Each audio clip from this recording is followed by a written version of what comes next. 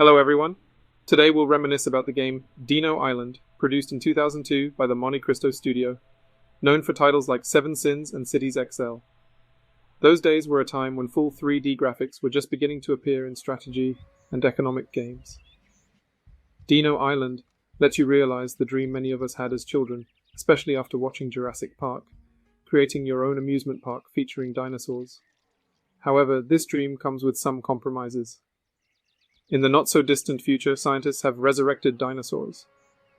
To finance their research, the government established dinosaur amusement parks, and we have the role of manager and creator of such a park.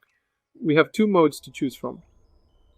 Free mode, a standard gameplay without a set goal, where we can select one of several maps. The other mode is campaigns, where we achieve specific objectives on predetermined maps, like accumulating a certain amount of cash. For progress, we're rewarded with amusing short animations. However, apart from the intro, there are only 5 of them. Quite a few. Dino Island gameplay resembles the typical tycoon. We control using the mouse, build paths, erect buildings, and so on. Everything is rendered in full 3D, which at the time of its release was not yet standard. This allows players to rotate, move, and zoom in the camera as they wish. Dinosaurs, staff, and visitors are fully animated. Let's say the graphics quality varies. Buildings and human figures have cartoonish graphics with blurry textures and very few polygons. In contrast, dinosaurs are the main attraction. Clearly, the creators focused mainly on them, with their textures and models being much more detailed than the rest of the graphics. Most game aspects seem secondary except for the dinosaurs. The music in the game exists, and that's mostly all the good one can say about it. After some time, a single looped track becomes annoying. Similarly, the overall sound effects are present, but they're weak. Our primary resource is cash, brought in by park visitors who are divided into various categories like kids, hooligans, and the wealthy. The harder the difficulty level, the pickier the visitors, and the fewer resources we start with. Each facility, except purely decorative ones, is preferred by a different group. For instance, hooligans like haunted houses, while seniors prefer Ferris wheels. Similarly, kids prefer cute dinosaurs, but fear the larger ones, whereas hooligans prefer the scarier species, but not the peaceful ones. The difficulty level mainly increases the game's tediousness. You can't really lose, you don't have to worry about profit and loss. You just wait until your cash level allows further park development, and it's darn boring. The game also incorporates a mild aspect of park management.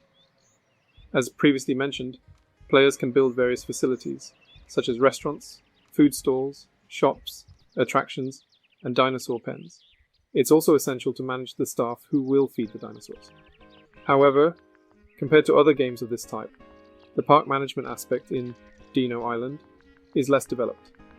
In a specific building, we hire staff who then automatically go to feed the dinosaurs. Our role boils down to just assigning the right food to a bowl and setting the feeding time. That's all for micromanagement.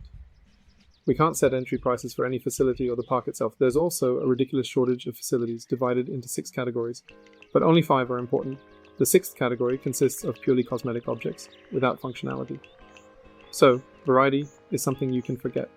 The unique aspects of the game, other than obviously the presence of dinosaurs, involve dino-related challenges like building obstacle courses and arenas for battles, which isn't very humane. We can either purchase a ready-made arena or build one from scratch, which is fun.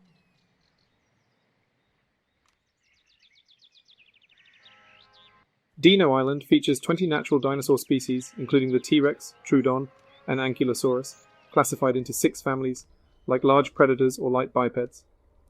A truly unique game mechanic is the ability to experiment on dinosaurs, again not very humane.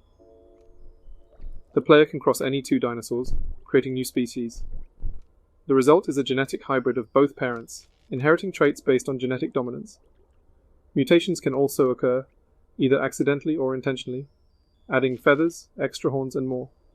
We irradiate dinosaurs, causing these mutations. They're divided into 3 categories. The first might add spikes, the second affects the skin, and the third might add hardened skin. Each category inflicts different amounts of damage on the dinosaur.